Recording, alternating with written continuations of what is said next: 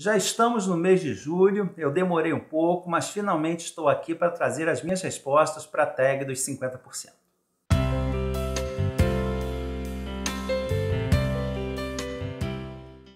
Olá a todos, sejam muito bem-vindos ao canal Livros e E-Books. Eu sou o Carlos e nesse vídeo eu venho responder a essa tag já tradicional que há alguns anos é apresentada em vários canais aqui no YouTube e que serve como um pequeno balanço do que foi lido até a metade do ano. Como eu disse, é uma tag já bastante conhecida e difundida, então eu nem sei quem foi que criou, por isso eu não deixarei os créditos. Esse já é o quarto ano em que eu respondo. Se você tiver interesse em conhecer as edições dos anos anteriores, os links estarão na caixa de descrição. E lá também eu deixo os links para as obras que foram contempladas com vídeos exclusivos, para as minhas outras redes sociais, para a minha lista de desejados e também para a compra desses livros através da Amazon. Lembrando que se a sua compra de qualquer produto for feita através desses links, a minha comissão é repassada para uma instituição de assistência social sem que você pague nada mais. Mas chega de papo e vamos às perguntas. 1. O melhor livro que você leu até agora em 2015? Eu fiquei em dúvida entre Ilusões Perdidas e esse, mas acabei optando por essa resposta porque Ilusões Perdidas, apesar de maravilhoso, ele tem seus altos e baixos. Então o prazer da leitura não é constante. E esse aqui me proporcionou esse equilíbrio perfeito entre a narrativa e a escrita, mantendo o interesse da leitura alto durante todo o tempo. E eu falo dos Contos da Cantuária, do Geoffrey Chaucer, que é um dos livros fundadores da literatura inglesa, com as narrativas de vários peregrinos que se dirigem a um santuário, e cada um deles conta uma história para passar o tempo. E como cada uma dessas pessoas é de uma classe social, de uma profissão diferente, e a sua história é baseada na própria experiência de vida, então nós temos um grande painel de como era a vida na sociedade medieval. E apesar de ser escrito em versos, é uma leitura fácil, agradável e muitíssimo divertida, porque os contos são bem engraçados. 2. A melhor continuação que você leu até agora em 2015. Foi o Dona Lola, de Maria José Dupré, que é a continuação pouco conhecida de um dos livros mais amados da nossa literatura, o Éramos Seis, que dá continuidade às memórias da Dona Lola, personagem principal do Éramos Seis, e aqui ela já está idosa, com os filhos crescidos, e esse livro mostra muito bem as rápidas transformações sociais pelas quais o Brasil estava passando, em meados do século XX, e o impacto e as dificuldades que a rapidez dessas transformações causou nas pessoas, especialmente nas mais idosas. É um livro que também retrata a situação da velhice, em que as pessoas idosas já não são mais vistas como produtivas, o que gera inúmeros problemas de adaptabilidade, isolamento e depressão. 3. Algum lançamento do primeiro semestre que você ainda não leu, mas quer muito. E eu cito o Thérèse Raquin, do Émile Zola, que é um dos meus autores favoritos, nessa obra que foi seu primeiro grande sucesso comercial, e no qual ele aplicou os conceitos do naturalismo, já causando furor pela crueza com que ele retratou as mazelas da sociedade francesa da época. Eu não sei quase nada do livro, apenas que se trata de um trágico romance entre duas pessoas bastante problemáticas, mas eu acredito que seja tão boa quanto as demais obras que eu já li do autor. Então fica aí a vontade ainda de adquirir e ler. 4. O livro mais aguardado do segundo semestre. É o Feira das Vaidades, do Thackeray, mais um dos grandes livros da literatura inglesa, citado e referenciado em inúmeras outras obras, mas que vergonhosamente não tinha edição recente no Brasil. É um projeto de financiamento coletivo da editora Pedra Azul, com previsão de lançamento para setembro ou outubro, se eu não me engano. Também é um livro que eu sei muito pouco sobre ele, apenas que é a história de duas amigas bastante diferentes, uma de origem pobre e outra rica, e suas aventuras na sociedade vitoriana. Mas é uma obra que eu venho querendo ler há muito tempo, então já estou ansioso por esse lançamento. 5. O livro que mais te decepcionou esse ano. E esse é o momento polêmico do vídeo, porque o livro que mais me decepcionou esse ano é um dos queridinhos de muita gente. É O Mundo de Sofia, e eu não diria que foi exatamente decepcionante, porque é um livro que tem seus méritos, e acho que ele até cumpre bem o seu propósito de apresentar a filosofia para leigos. A questão aqui é a trama fictícia, que é muito fraquinha e a partir de certo momento previsível, personagens que não cativam e um final bem questionável. Foi uma leitura conjunta com a minha esposa e eu não sei se nós fizemos a leitura com expectativas demais. O fato é que realmente é um livro que não nos agradou. O livro que mais te surpreendeu esse ano? Foram vários, mas eu vou citar A Mão e a Luva, do Machado de Assis. Eu gosto muito do Machado, mas até então eu só tinha lido as suas obras realistas, porque eu tinha um certo preconceito dos livros ditos românticos, do autor. E eu esperava aqui uma história água com açúcar, muito sofrimento por amor, mocinhas casadoras sensíveis, mas não é bem isso que a gente encontra aqui. Tem um pouco disso tudo, tem, mas o estilo irônico do Machadão, que mais tarde iria florescer nas suas grandes obras, já aparece aqui, numa história que eu achei não tão convencional para a época, em que a personagem principal, a Guiomar, tem que escolher entre 3 pretendentes bem diferentes, mas ela não tem nada de ingênua e sofredora. Pelo contrário, ela é bem espertinha e sabe muito bem o que quer. E vai manipular a situação direitinho para conseguir o que deseja. Então, um livro realmente surpreendente. 7.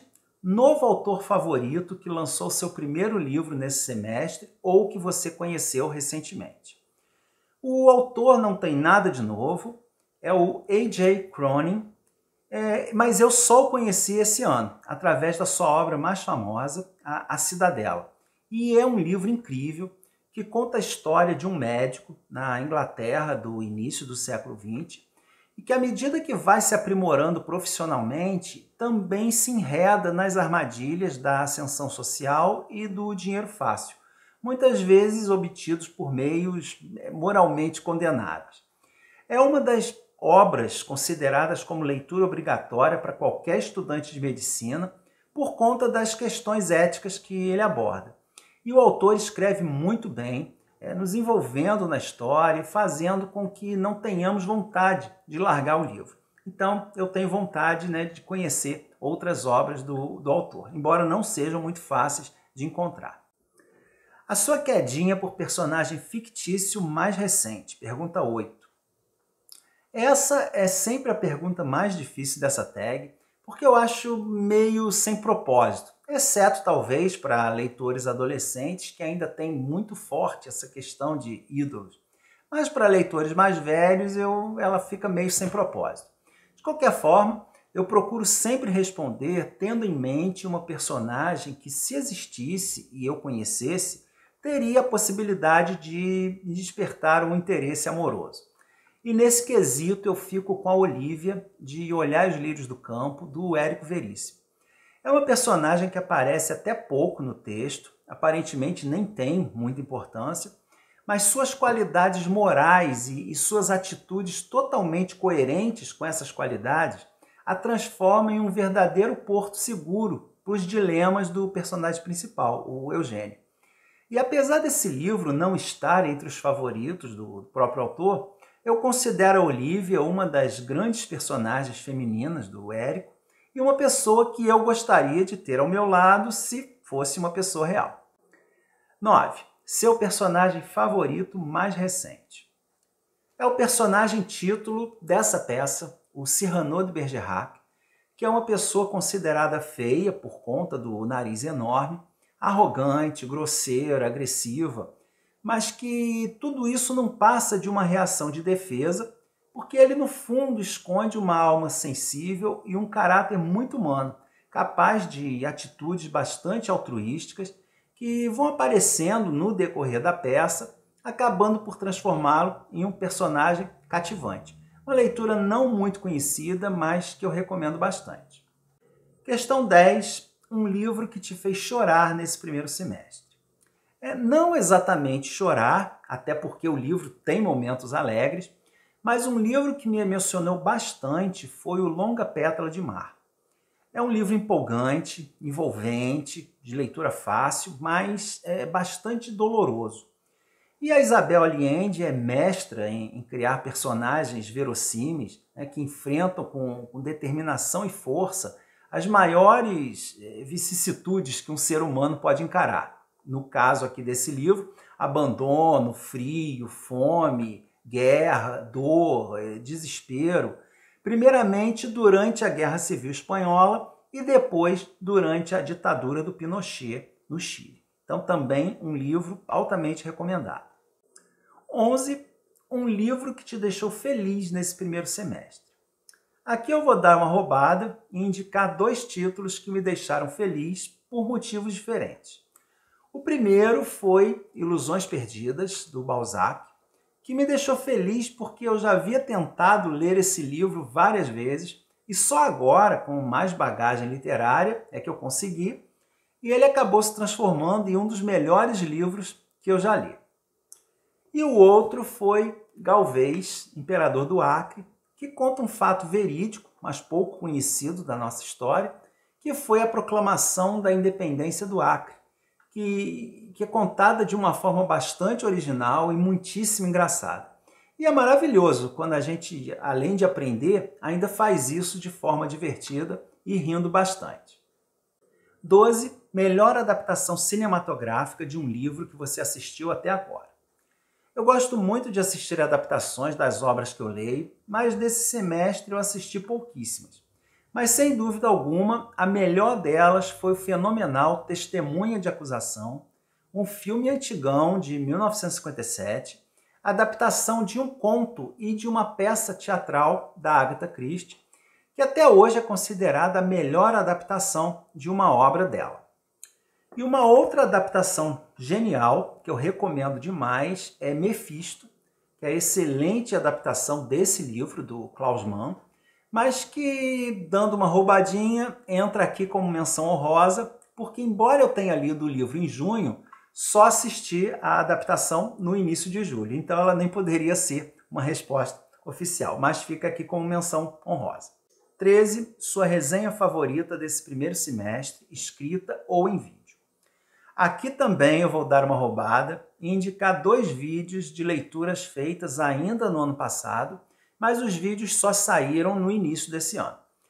E o primeiro é o Eternidade por um Fio, o 3º volume da trilogia do século, do Ken Follett, e o outro foi A Besta Humana, mais um livro do Émile Zola, e esses 2 foram escolhidos por conta dos comentários elogiosos que eu recebi sobre eles, dizendo que em ambos eu consegui passar uma ideia bem abrangente e instigadora, fazendo com que as pessoas tivessem vontade de conhecer o livro em questão, que eu acho que é o propósito de qualquer vídeo de apresentação de livros, né? Então eu acho que esses cumpriram o seu propósito, por isso estão citados aqui.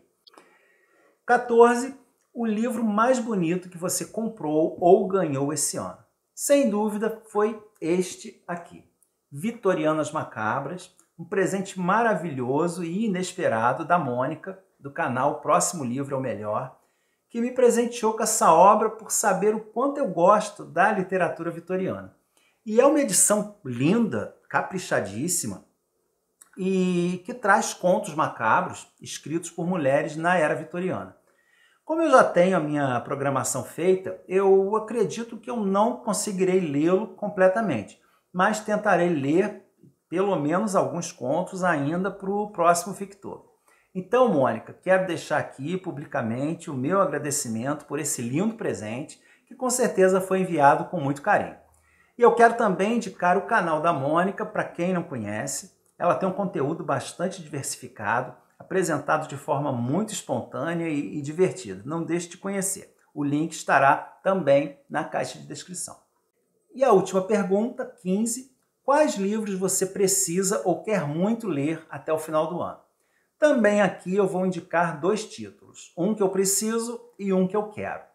O Confesso que Vivi, que é a bio do Pablo Neruda, é um livro que eu incluí na minha meta de leitura do Scooby, depois que eu li o livro da Isabel Allende, e que ele aparece como um personagem bastante importante.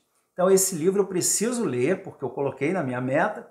E o outro que eu quero muito ler é o Nunca, o último lançamento do Ken Follett, que eu estava aguardando ansiosamente desde o ano passado, quando fiz a leitura da trilogia do século.